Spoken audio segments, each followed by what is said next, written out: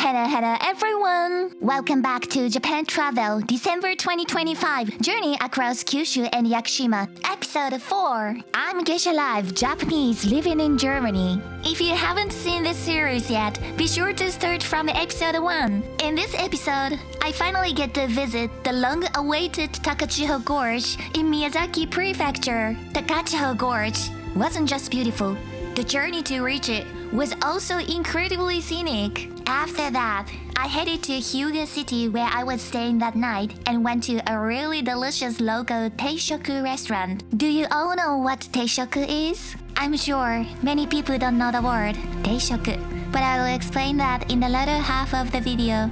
While driving the long way to Takachiho Gorge, I was worried the parking lot might be full. However, I had no trouble finding an available space. The parking lot staff will guide you to where you should park your car. Deep in the mountains of Miyazaki Prefecture lies one of Japan's most enchanting natural landscapes, Takachiho Gorge. Carved over thousands of years by the Gokase River, this narrow canyon is framed by towering basalt cliffs, summarizing nearly 100 meters, shaped long ago by ancient volcanic eruptions. Their geometric column-like patterns still mark the stone, as if frozen in time. Takachiho Gorge changes with the seasons. In spring and summer, the canyon is wrapped in lush, vivid green. From April to October, the famous scenery so often photographed comes to life. When autumn arrives, the sheer walls glow with shades of red and orange, drawing travelers who come to experience its peaceful beauty. Takachiho Gorge is more than a sightseeing spot. It's a place where nature, myth, and time come together and escape into the serene heart of Kyushu.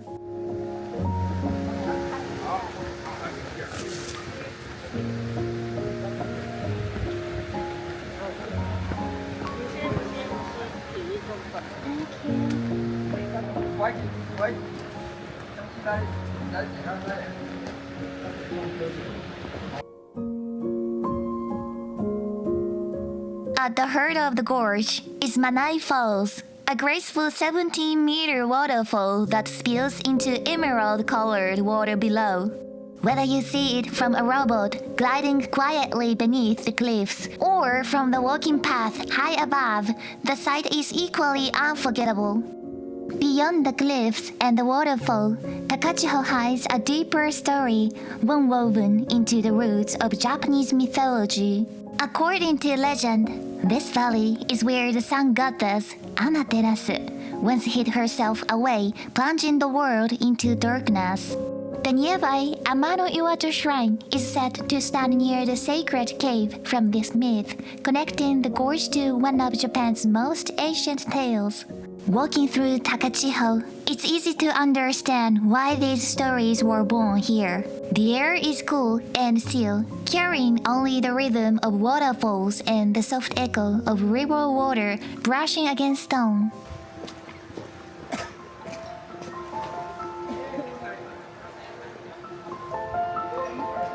I wanted to rent a boat, but I had to wait for more than 2 hours, so I decided not to rent a boat today. But actually, unnecessary. It's pretty cold here in December. Let's take a walk. Ta-da! Oh my god, epic.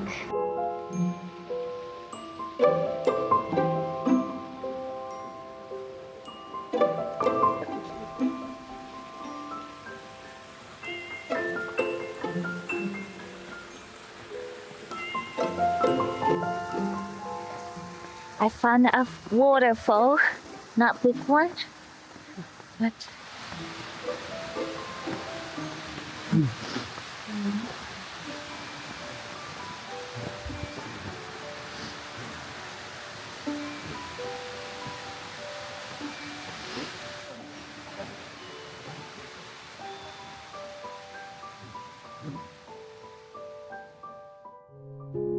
you know, I had imagined this moment for so long. I pictured myself standing here surrounded by breathtaking scenery, soaking in the quiet beauty I had dreamed about.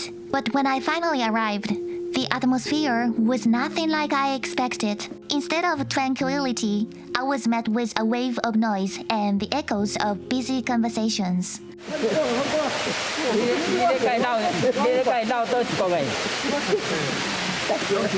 It was honestly disappointing.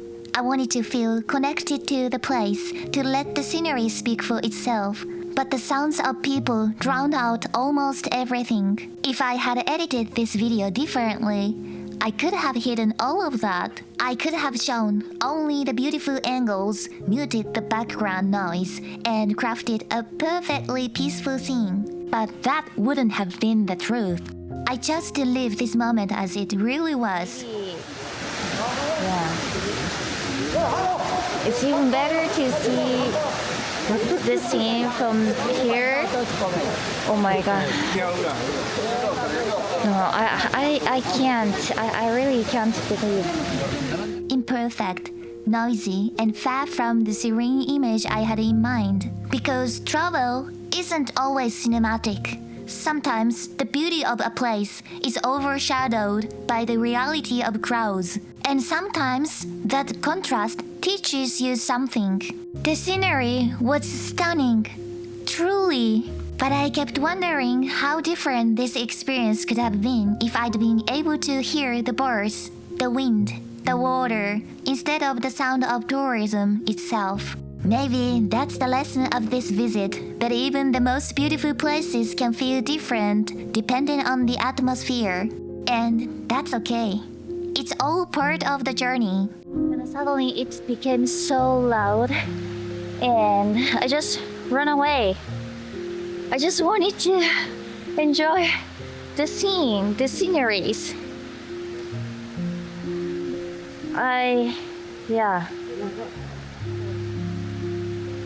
Oh, it's disappointing anyways. It's disappointing, really.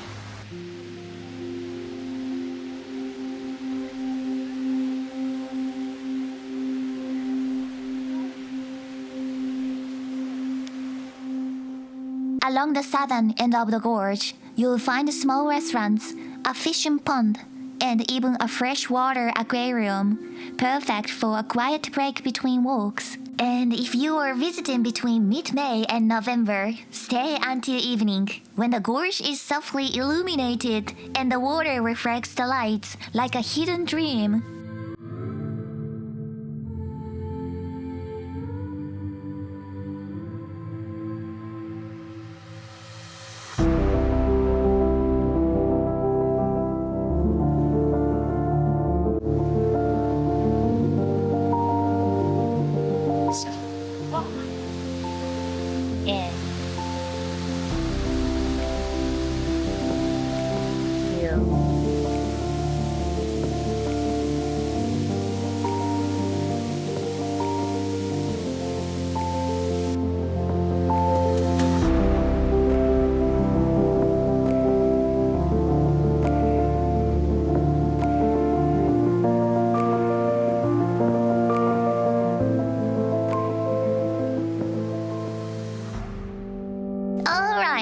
Let's head to Hyuga City before sunset and enjoy a delicious dinner.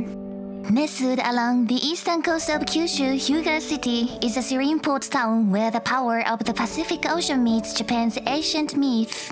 Its dramatic coastline is defined by the towering volcanic cliffs of Umagase, which rise 70 meters above the sea to form the tallest pillars of their kind in the country. Nearby, the Sea of the Cross features a rare geological formation where the waves have curved the rocks into a giant cross, creating a spiritual atmosphere where locals believe wishes come true. Beyond its legends, Hyuga is recognized as a premier destination for surfers, attracting wave riders from across the globe to its pristine shores. Okuragahama Beach serves as a world-class hub that frequently hosts international surfing competitions, while Isegahama and Kanegahama offer consistent, high-quality swells suited for all skill levels. Because the city enjoys a warm subtropical climate and expansive, uncrowded beaches, It provides a relaxed and authentic surfing culture that is rare to find in more urbanized coastal areas. True to its name, which means the land that faces the sun, Hyuga remains a luminous gateway where Japan's majestic nature and cultural heritage exist side by side.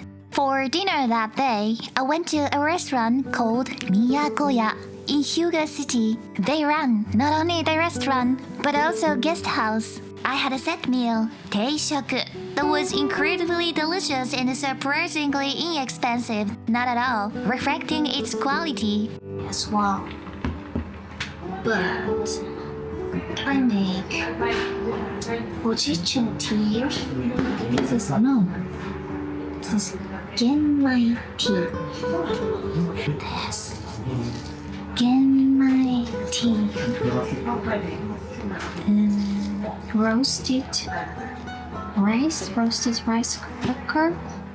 Teishoku is a traditional Japanese style of meal that arrives as a complete, harmonious set. Rather than choosing each dish separately, you are presented with a tray that carries everything you need for a balanced and comforting meal. When the tray is placed before you, the rhythm of the meal becomes immediately clear.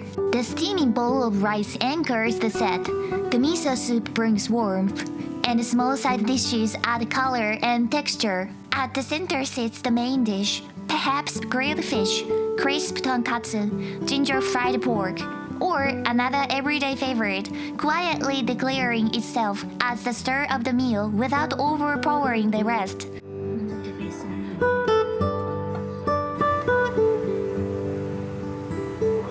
Japanese curry rice. Yay! Very classic. Yeah, ebi fry. Fried shrimps.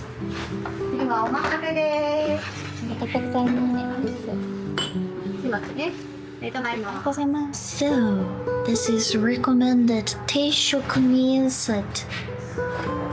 Rice, miso soup, pickles, Pacific curry, and again fried shrimp and sashimi. Yay!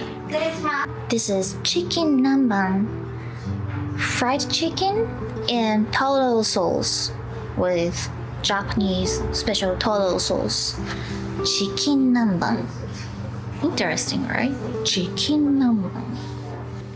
Chicken namban, ebi fry, sashimi, grilled Pacific curry, rice, miso soup, curry rice. So, itadakimasu. Okay. The first miso soup. Good news, I will eat miso soup.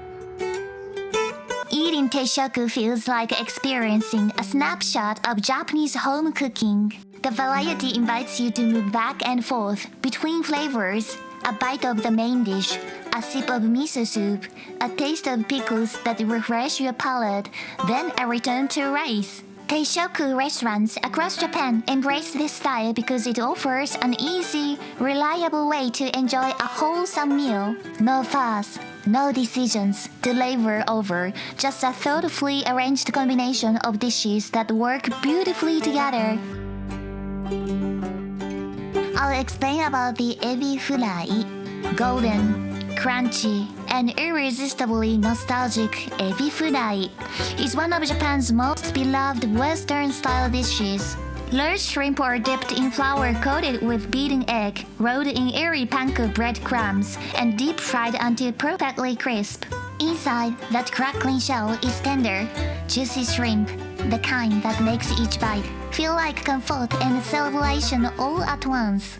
This dish is part of Japan's Western-inspired culinary movement that began during the Meiji era when foreign cooking techniques blended with Japanese creativity. Unlike tempura, which uses a light butter, ebi fry is breaded, making it heartier, crunchier, and distinctly its own. Traditionally, chefs used kuruma ebi, Japanese tiger prawns, but as catches declined, black tiger shrimp became common. In some places, the dish even rises to luxury status when prepared with ise ebi, the Japanese spiny lobster. No matter the ingredient, the key is straightening the shrimp before frying to keep that elegant, iconic shape. Guy order. Just my order. Let me introduce chicken nanban, my absolute favorite dish. In the heart of Miyazaki Prefecture on Japan's southern island of Kyushu, there's a dish that locals proudly call their own, chicken nanban. Crispy, juicy fried chicken soaked in a sweet, tangy vinegar-based sauce, finished with a generous spoonful of creamy taro sauce. It's simple, comforting, and completely irresistible. The story of chicken nanban begins in the 1950s in Nobeoka City. Back then, it wasn't the famous dish we know today, just a humble staff meal at a local Western-style restaurant. Fried chicken dipped in a sweet and sour sauce became such a hit that it soon appeared on menus across town, eventually evolving into the dish topped with rich taro sauce. Its name comes from the word nanban, a term Japan once used for the Portuguese traders who arrived in the 16th century. They brought new food traditions, including nanbanzuke, a style of marinating fried seafood or meat in vinegar and chili. Chicken nanban is a direct descendant of that culinary influence, blending foreign inspiration with local creativity. Today, chicken nanban is enjoyed everywhere, at home, in school lunches, and in restaurants across Japan. But its heart remains in Miyazaki, where it's more than just food. It's a piece of local culture, a symbol of warmth, creativity, and everyday indulgence.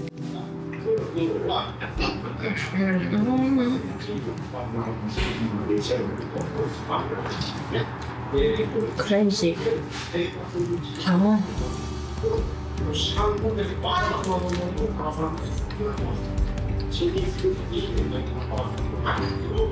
Nochmal bekommen. This was exactly the kind of meal I had hoped to experience in Japan, and the deliciousness of the food far exceeded my expectations, instantly washing away all the fatigue from my journey. I stumbled upon a restaurant where I had such delicious food that I think I used up all my luck for the day right there. That night, the bed at the Airbnb I stayed at was abnormally hard and I barely slept at all. This day was truly a roller coaster ride packed with both good and bad moments. A day that seemed to encapsulate the very essence of life's ups and downs. Irashimasen is welcome. If you say irashimasen, masen means not, so I don't welcome you. So irashimasen. Speaking of Takachiho's quiet struggle, it is a striking paradox. While the streets are often filled with visitors and the canyon echoes with the sound of rowing boats, the local population continues to fade. As the elderly pass on and the youth migrate toward the gravity of Tokyo's bright lights, the heartbeat of the town grows fainter. We Japanese face a mathematical truth that is hard to ignore. In a nation where the younger generation is shrinking as a whole, revitalization is no longer a simple matter of moving people from the city to the countryside. We are witnessing a zero-sum game where every rural success often means a loss for another. Just warnami smell.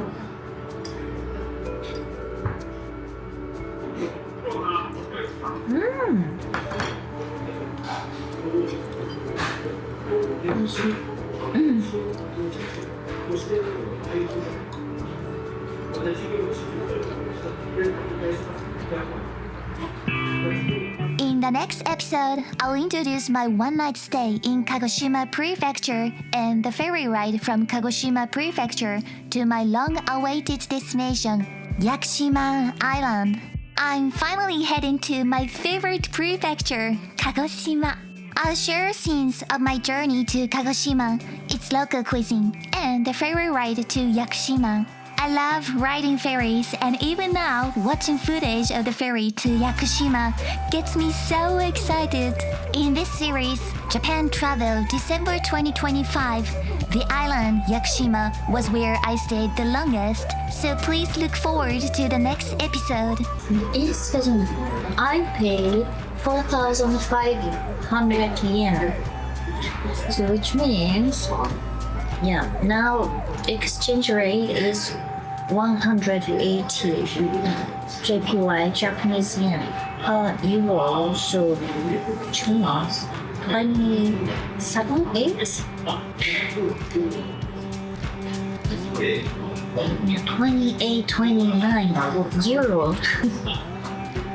I ordered Japanese curry and recommended meal set with sashimi, grilled fish, and fried fish.